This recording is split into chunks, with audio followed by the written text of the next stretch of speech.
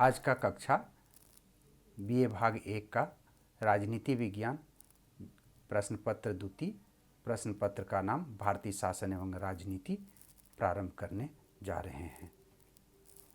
मैं doctor L के तिवारी, सहायक प्राध्यापक राजनीति विज्ञान, शासकीय महाविद्यालय आरंग रायपुर का प्रोफेसर हूँ और राजनीति विज्ञान के द्वितीय प्रश्न पत्र का जो नाम है भारतीय शासन एवं राजनीति, इसके अंतर्गत प्रथम इकाई भारतीय राष्ट्रीय आंदोलन का हम आज अध्ययन करेंगे।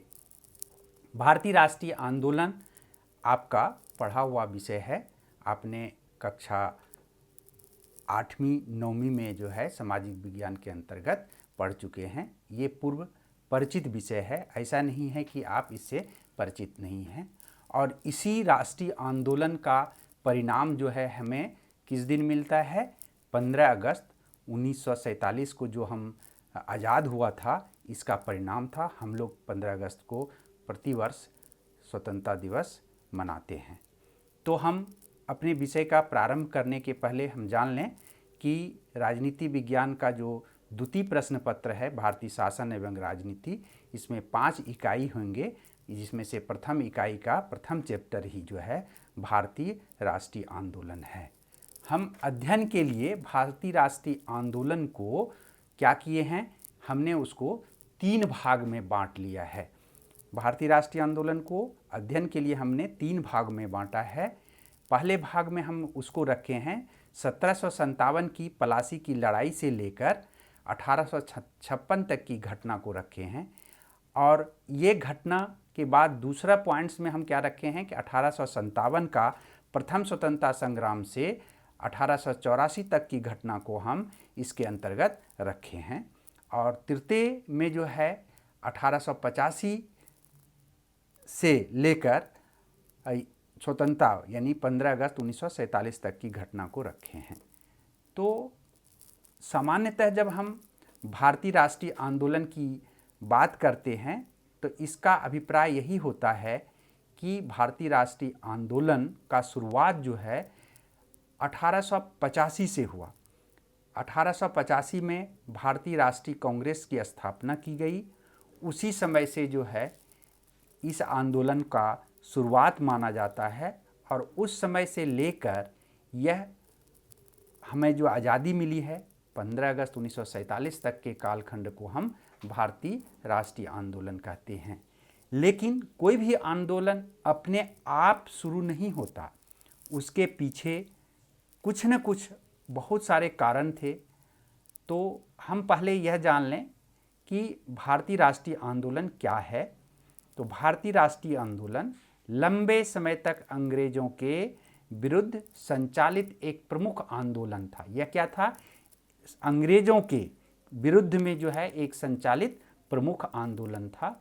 इस आंदोलन की औपचारिक शुरुआत यहाँ आप देख लें, आपको दिखा रहे हैं कि औपचारिक शुरुआत 1885 ईस्वी में कांग्रेस की स्थापना के साथ ही हुआ और यह कब तक चला? 15 अगस्त 1947 तक चला।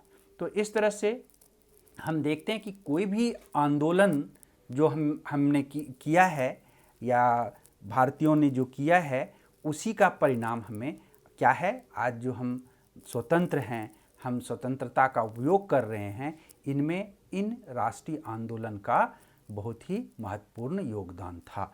लेकिन पहले भी बहुत सारे आंदोलन हुए हैं और उन आंदोलनों का भी हमको यहाँ चर्चा करना लाजमी लगता है।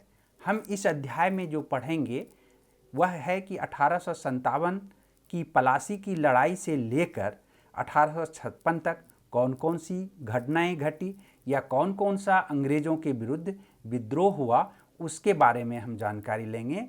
दूसरे नंबर में हम क्या करेंगे कि 1857 का जो प्रथम स्वतंत्रता संग्राम की घटना मानी जाती है, उन घटनाओं के बारे में हम अध्ययन करेंगे।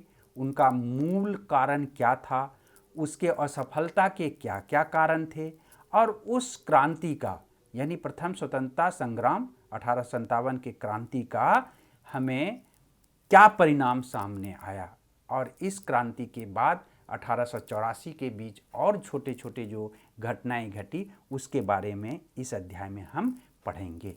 और उसके बाद जो हमारा मूल टॉपिक है कि भारतीय राष्ट्रीय आंदोलन, जिसकी शुरुआत 1885 में कांग्रेस, भारतीय राष्ट्रीय कांग्रेस की स्थापना से मानी जाती है, उनके कालखंडों का भी इसमें संक्षिप्त हम अध्ययन करेंगे। तो जैसा कि हम बता ही चुके हैं कि भारतीय राष्ट्रीय आंदोलन एक लंबे समय तक अंग्रेजों के विरुद्ध, इस चीज़ को ध्यान में रखेंगे, हमारा जो आंदोलन था किसके विरुद्ध था? अंग्रेजों के विरुद्ध एक आंदोलन है। अब हम अपने विषय की शुरुआत करते हैं कि भारतीय राष्ट्रीय आंदोलन के पूर्व की घटना, भारतीय राष्ट्रीय आंदोलन जो शुरू हुआ जो 1885 में, उसके पहले क्या घटनाएं घटी। तो प्राचीन काल से ही भारतीय विदेशियों के आकर्षण का केंद्र रहा है। इसके आकर्षण के कारण, इसी आकर्षण के कारण विदेशी लगभग भारत व्यापार करने के लिए हमेशा ललायित रहते थे। डच, पुर्तगाली, फ्रांसीसी और अंग्रेज, ये ऐसे 4 यूरोपीय जाति व्यापार करने के उद्देश्य से भारत आए और इनमें से सबसे अधिक महत्वपूर्ण यह बातें थी कि इन कंपनियों में से अंग्रेज की जो ईस्ट इंडिया कंपनी थी, ये इन्होंने धीरे धीरे भारत पर अपना शिकंजा जमाने लगा। व्यापार की आड़ में भारत की राजनीतिक क्षेत्र में दखलंदाजी देना शुरू कर दिया। भारत के मुगल सम्राट औरंगजेब, भारत के कौन सम्राट? औरंगजेब। मुगल सम्राट औरंगजेब की मृत्यु के पश्चात छोटे छोटे नवाबों ने अपने स्वतंत्र राज्य की स्थापना कर ली। यानी कहने का है कि मुगल सम्राट औरंगजेब के बाद कोई भी इतना बड़ा साम्राज्य भारत में नहीं हुआ, या सम्राट नहीं बना, या राजा नहीं हुए जो कि पूरे भारत पर या भारतीय शासन व्यवस्था को कर सके या भारत पर अपना शिकंजा मजबूत करके रख सके। तो इसके बाद क्या हुआ? भारत में छोटे छोटे नवाब ही स्वतंत्र हो गए और उसी राज्य को वह अपना राज्य कहने लगा। इसका मतलब है कि भारत की एकता खंडित होने लगी। अंग्रेजों ने इन परिस्थितियों का पूरा लाभ उठाते हुए छोटे छोटे रियासतों को अपने अधीन करना प्रारंभ कर दिया थोड़े थोड़े, और जिसमें से जैसे पलासी और बक्सर के युद्ध के बाद अंग्रेजों का बंगाल, बिहार, उड़ीसा पर एक छत्र राज्य स्थापित हो गया। यानी अंग्रेजों का सबसे बड़ा जो है भारत पर जो उसका प्रभाव का शुरुआत हुआ, विशेष रूप से राजनीतिक शिकंजा है, वह पलासी युद्ध जो हम आगे देखेंगे 1757 के युद्ध से ही शुरू हो गया, और यह बहुत बड़ी विजय अंग्रेजों की मानी जाती है। पलासी युद्ध के से लेकर अगर हम देखें 1856 तक, जो 1857 में प्रथम स्वतंत्रता आंदोलन हुआ है, उसके पहले तक की घटना को अगर हम देखें तो इसके बीच में अंग्रेजों के विरुद्ध बहुत सारे आंदोलन हुए, बहुत सारी गतिविधियां हुई, बहुत सारे इनके विद्रोह किए गए, लेकिन इसमें भारतीय या विद्रोह करने वाले जो लोग थे वो अंग्रेजों से मुक्ति नहीं पाए। इसमें से कुछ का हम यहाँ पर ध्यान दिलाना चाहते हैं, जैसे सन्यासी विद्रोह बिहार बंगाल में हुआ, फकीर विद्रोह बंगाल में हुआ, चियारो विद्रोह ये भी बंगाल में हुआ था, पाली गरों का विद्रोह ये तमिलनाडु में हुआ, पागल विद्रोह असम में हुआ था, खासी विद्रोह असम में हुआ था, संथाल विद्रोह बंगाल और बिहार में हुआ था, इसी तरह से पाइक विद्रोह उड़ीसा में हुआ। इस तरह से अनवरत विद्रोह जो है अंग्रेजों के खिलाफ हुए। लेकिन ये सारे विद्रोह या सारी लड़ाइयाँ जो है अंग्रेज के खिलाफ था, लेकिन यह आंदोलन या विद्रोह जो है राष्ट्रीय आंदोलन नहीं था, क्योंकि यह आंदोलन आप यहाँ देखिए यह क्षेत्रीय या स्थानीय लेवल तक ही सीमित रह गया। दूसरी बात थी कि एक विद्रोह का संबंध दूसरे विद्रोह से नहीं था, और इसके कारण जो है कोई इसमें समन्वय नहीं था और राष्ट्रीयता की भावना यहाँ पर नहीं थी। इसके बाद हम देखते हैं 1857 के महान क्रांति की घटना आती है, जो भारत का प्रथम स्वतंत्रता संग्राम कहा जाता है। 1857 का स्वतंत्रता संग्राम 1857 का स्वतंत्रता संग्राम जो है भारत का स्तर पर राष्ट्रीय चेतना जागृत करने वाला पहला स्वतंत्रता संग्राम था। यह व्यापक स्तर पे जो है 1857 का जो युद्ध हुआ वो व्यापक स्तर पे भारतीय राष्ट्रीय की चेतना को जागृत करने वाला युद्ध था। कुछ लोगों ने इसे सैनिक विद्रोह कहा। सैनिक विद्रोह इसलिए कहा कि यह मेरठ में सैनिकों ने, विशेष रूप से मंगल पांडे ने जो है, यहाँ पे आप देखिए 10 मई 1857 के पूर्व जो है मंगल पांडे ने जो है 1857 में एक विद्रोह किया। विद्रोह का मूल कारण यह था कि उस समय अंग्रेजों ने सैनिकों के लिए एक नए कारतूस जो है बंदूक में जो गोली भरी जाती है कारतूस को बनाया था, जिस कारतूस को बंदूक में डालने के पहले उसे मुंह से, दांत से काट कर जो है उसको भरा जाता था। तो वो दांत से काटने वाला जो अंश था वह जो है गाय की चर्बी या सूअर के चर्बी से निर्मित था। तो इससे सैनिकों के अंदर एक भावना आई कि यह चाहे हिंदू धर्म हो, मुस्लिम धर्म हो, ये धर्म विरोधी चीज़ें काम हमसे कराया जा रहा है। इसको लेकर मंगल पांडे ने सैनिकों के, अपने अधिकारियों के आदेश का पालन करने से मना किया और यह विद्रोह शुरू किया। इसे उन्हें जो अंततः जो है जो मंगल पांडे को फांसी दे दी गई। और इस घटना ने जो है सैनिकों के अंदर एक विद्रोह की भावना उत्पन्न हो गई। लेकिन इसका सबसे बड़ा परिणाम यह हुआ, विद्रोह की भावना उत्पन्न हो गई, कि यह इतना बड़ा हुआ कि फिर जो है लोगों ने जो विद्रोह शुरू किया, यह विद्रोह 10 मई 1857 में शुरू किया। 11 मई 1857 को विद्रोहियों ने दिल्ली पर अधिकार कर मुगल सम्राट बहादुर शाह जफर को पुनः अपना सम्राट घोषित कर दिया। ये सबसे बड़ी चीज़ें हैं कि उसने अपना सम्राट जो है किसको बना दिया। यहाँ पे आप देखिए लिखा हुआ है क्या है, बहादुर शाह द्वितीय को जो है उन्होंने अपना सम्राट बना दिया। और दिल्ली के इस घटना ने आग की तरह पूरे भारत में फैल गया, शीघ्र ही फैल गया।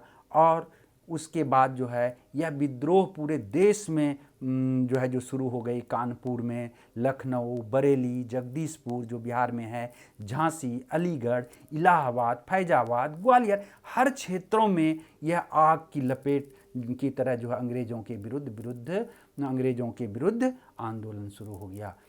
दिसंबर 1858 ईस्वी तक अंग्रेजों के द्वारा इस विद्रोह का दमन कर दिया गया। संपूर्ण भारत में पुनः अंग्रेजी सत्ता स्थापित हो गई। सन 1958 में, 1900 नहीं होना चाहिए, 1858 में संसद के एक कानून पारित करके भारत में, यहाँ पे ध्यान रखेंगे आप, ये 1958 है, ये एक्चुअली ये 1858 है, में ब्रिटिश संसद ने एक कानून पारित करके भारत में ईस्ट इंडिया कंपनी के शासन का अंत कर दिया। और इस कानून के अनुसार भारत का शासन महारानी विक्टोरिया के हाथों में चला गया। तो 1857 के विद्रोह को इतिहासकारों ने अलग अलग नाम दिया। कुछ लोगों ने इसे प्रथम स्वतंत्रता आंदोलन कहा, कुछ लोगों ने इसे सिपाही विद्रोह कहा, कुछ लोगों ने सामंतवादी प्रतिक्रिया बताया, किसी ने जन क्रांति बताया, किसी ने राष्ट्रीय विद्रोह आदि बताया। लेकिन वास्तव में यह एक स्वतंत्रता संग्राम था। इस संग्राम के नायक तात्या टोपे, नाना साहब, पेशवा, मंगल पांडे, झांसी की रानी लक्ष्मीबाई इत्यादि थे। और बहादुर शाह जफर जो था इस संग्राम के प्रमुख नेता थे। तो इस तरह से हमने देखा कि 1857 का जो विद्रोह था वह प्रथम स्वतंत्रता आंदोलन के रूप में हमारे सामने उभर कर आया। अब हम देखते हैं कि 1857 के विद्रोह का मूल कारण क्या था। मूल विद्रोह जो हुआ उसका मूल कारण सिर्फ सैनिकों का असंतोष होना या कारतूसों का जो है में चर्बी का मुंह पे लगा रहना ही नहीं था। इसके पीछे और बहुत सारे कारण थे। ये आग और कई कारणों से सुलग रहा था। जैसे डलहौजी के गोल निषेध, यहाँ देख रहे हैं पहला पॉइंट्स है डलहौजी के जो एक नीति थी वह क्या था। डलहौजी का ये आप देख लीजिए, ये पर है डलहौजी की गोद निषेध प्रथा या हड़प नीति थी कि कोई भी रियासत को में अगर उसके कोई गद्दी को पालन को करने वाला कोई भी पुत्र या संतान नहीं होता था तो कोई भी राजा को गोद लेने की प्रथा को निषेध कर दिया और उसके राज्य को अंग्रेज हड़प लेते थे। उसी तरह से जनता में असंतोष हुआ। और दूसरा पॉइंट है जनता में असंतोष। जनता में असंतोष का मूल कारण यह था कि जनता की आर्थिक स्थिति खराब हो रही थी, कुटीर उद्योग नष्ट हो रहे थे, क्योंकि बड़े बड़े जो मिलों से बने हुए यहाँ इंग्लैंड के जो माल थे वो भारतीय बाजार में ला दिए थे, तो कुटीर उद्योग नष्ट हो रहा था, लोग बेरोजगार हो रहे थे। तो इन सब कई कारण थे जिन कारणों से कि भारतीय जनता में असंतोष हुआ और अंग्रेज और भारतीयों के बीच भेदभाव होना शुरू हो गया। अंग्रेज भारतीय अधिकारियों को, सैनिकों को काफ़ी ही संदेह की भावना से देखने लगे थे, भेदभाव व्यवहार करते थे, संदेह करते थे, के बीच भेदभाव करते थे। जैसे कोई भी भारतीय अधिकारी ऊंचे पद पे जो है नहीं जाते थे, या कोई भी भारतीय अधिकारी ऊंचे पद पर रहने के बाद किसी भी अंग्रेज पर कोई शासन नहीं कर सकता था। इस तरह का कई भेदभाव नियम थे।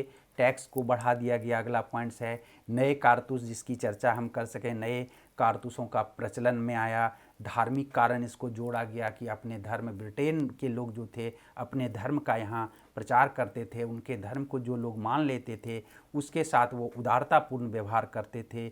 और सामाजिक कारण इसका बनता है कि काफ़ी भारतीयों को काली चमड़ी कहकर उपहास उड़ाया जाता था, और श्वेत यानी अंग्रेज लोग जो थे, गोरे लोग जो थे, वो श्वेत चमड़ी वाले उसको पर वो नाज करते थे। तो ये सब कारण है। जैसे सैनिक असंतोष की बात हम पहले कर चुके हैं। तो इन सब कारणों के चलते जो है आप देखते हैं कि 1857 विद्रोह भड़का और 1857 का विद्रोह प्रारंभ हुआ। लेकिन अब प्रश्न उठता है कि 1857 के विद्रोह असफल क्यों हो गए, उसके असफलता के कौन कौन से कारण था।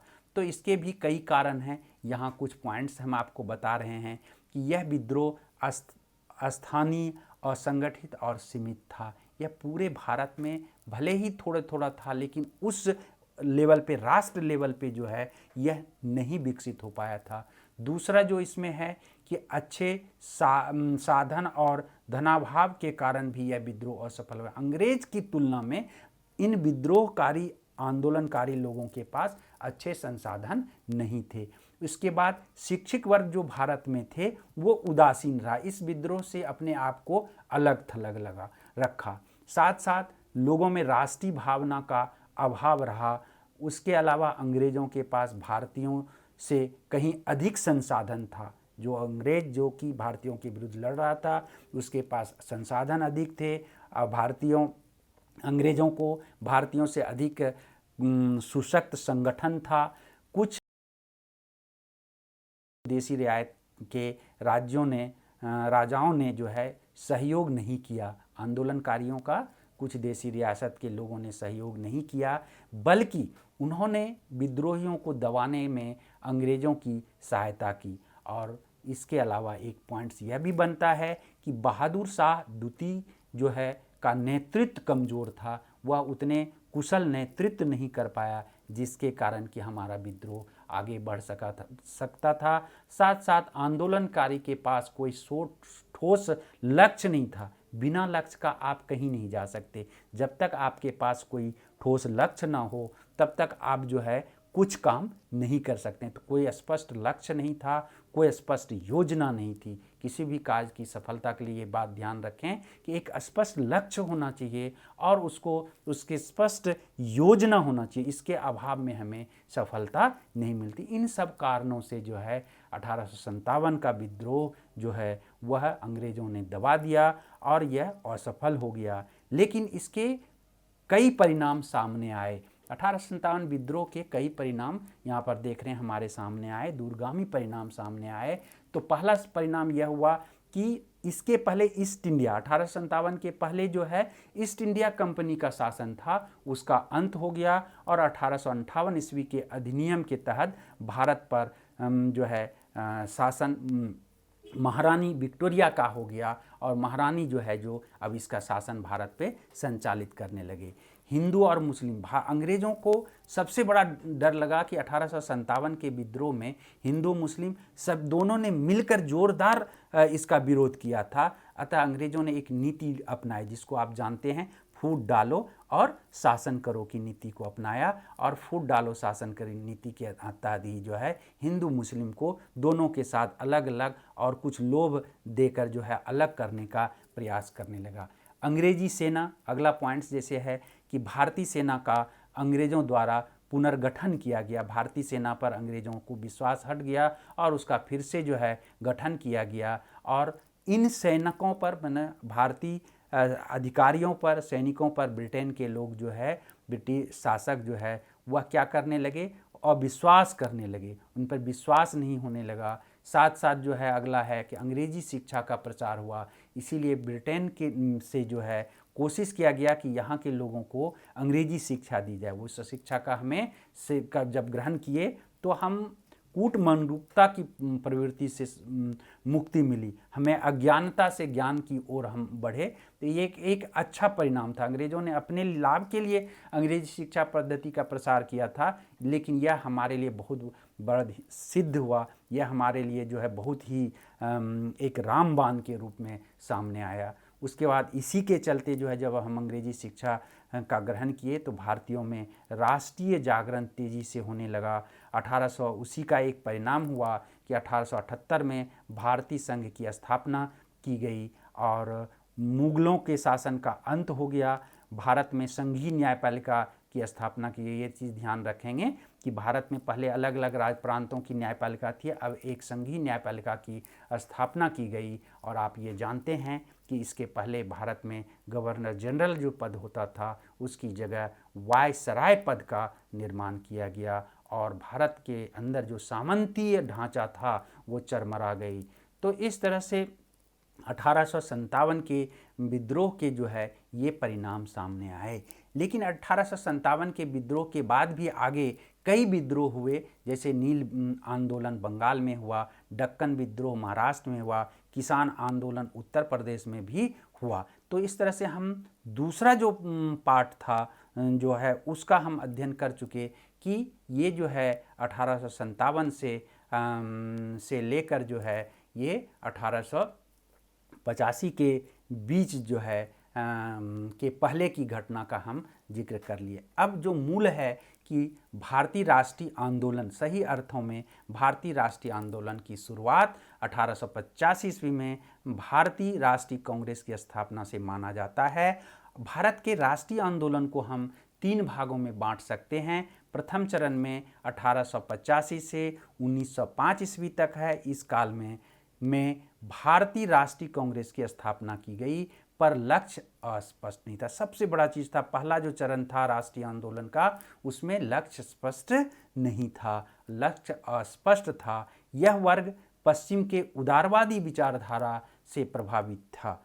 दूसरा चरण जो है भारतीय राष्ट्रीय आंदोलन का 1905 से लेकर 1919 तक है। इस समय तक भारतीय राष्ट्रीय कांग्रेस काफ़ी परिपक्व हो गई थी तथा इसके लक्ष्य एवं उद्देश्य स्पष्ट थे। भारतीय कांग्रेस ने इस मंच से भारतीय जनता के सामाजिक, आर्थिक, राजनीतिक और सांस्कृतिक विकास के लिए प्रयास शुरू कर दिए। इस दौरान, मतलब इस द्वितीय चरण के दौर में ही उग्र विचारधारा वाले संगठनों का भी निर्माण हुआ जो ब्रिटिश साम्राज्य को समाप्त करने का प्रयास करने लगे।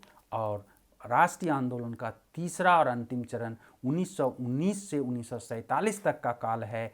इसे गांधी युग के नाम से भी जानते हैं। इस काल में महात्मा गांधी के नेतृत्व में कांग्रेस ने पूर्ण स्वराज की प्राप्ति के लिए आंदोलन शुरू किया, जिसमें कि असहयोग आंदोलन नाम से ही स्पष्ट है। असहयोग आंदोलन 1920, सविनय अवज्ञा आंदोलन 1930 और भारत छोड़ो आंदोलन 1942 प्रमुख रहा। तो इन आंदोलनों, असहयोग आंदोलन के अंतर्गत जो है हम लोगों ने क्या किया कि सरकार का जो है सहयोग करना बंद कर दिए। लेकिन यह घटना 1920 में शुरू हुआ 2 साल के बाद उत्तर प्रदेश में एक हिंसक आंदोलन होने के कारण जो है यह आंदोलन को गांधी जी ने वापस लिया।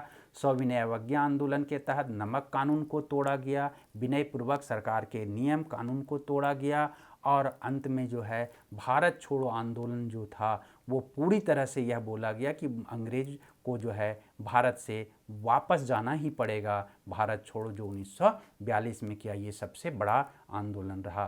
तो गांधी जी के शासन, गांधी जी के नेतृत्व में जो है या 1919 से 1947 तक की जो घटना में जो है ये 3 प्रमुख घटनाएं जो है घटी इस राष्ट्रीय आंदोलन के अंतर्गत। और अंत में हम देखेंगे कि इस तरह से हमें क्या हुआ कि अंततः जो है 15 अगस्त 1947 को हमें आज़ादी मिली।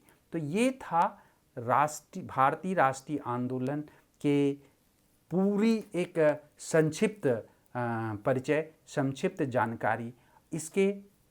इसमें से अब हम देखेंगे कि इस अध्याय में हमने क्या सीखा। कोई भी चीज़ जब हम पढ़ते हैं तो उसके पहले हमें ये रहता है कि हम क्यों पढ़ें, इसको हमको पढ़ने से क्या फ़ायदा है।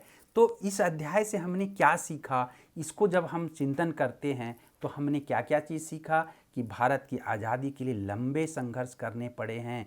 हम जिस आज़ादी का उपयोग कर रहे हैं वो अपने आप हमें नहीं मिला है, इसके लिए उन भारतीयों को जो उस समय थे, उन वीरों को जो उस समय थे, अंग्रेज़ों से लोहा लेना पड़ा, अंग्रेज़ों से लड़ाई करनी पड़ी और अपने बलिदान को दिया इस भारत माता के लिए। तो और उस लंबे संघर्ष के बाद हमें आज़ादी मिली। अतः हमें पहला चीज़ हम सीख मिलती है कि बहुत संघर्ष के बाद जो है आज़ादी मिली है। अतः इस भारत की स्वतंत्रता को, आज़ादी को हमें बरकरार रखना है। इस पाठ को पढ़ने से हमें ये ज्ञान मिलता है। दूसरा है कि अंग्रेज़ों ने फूट डालो शासन करो की नीति से हम पर शासन किया। तो ये चीज़ें हमें सीख लेनी चाहिए कि लंबे समय तक हमारा भारत जो गुलाम रहा उसका प्रमुख कारण यही था कि आपस में ही हमें फोड़ा गया, फूट डाला गया और एक दूसरे के बीच जो है बैर उत्पन्न करके उन्होंने हमारी कमजोरियों का फ़ायदा उठाकर शासन किया। तो अपने जीवन में किसी के बहकावे में हमें नहीं आना है और हमें जो है स्वतंत्र रूप से व्यापक चिंतन करके जीवन में हमें अच्छे निर्णय लेना है, अच्छे कार्य करना है।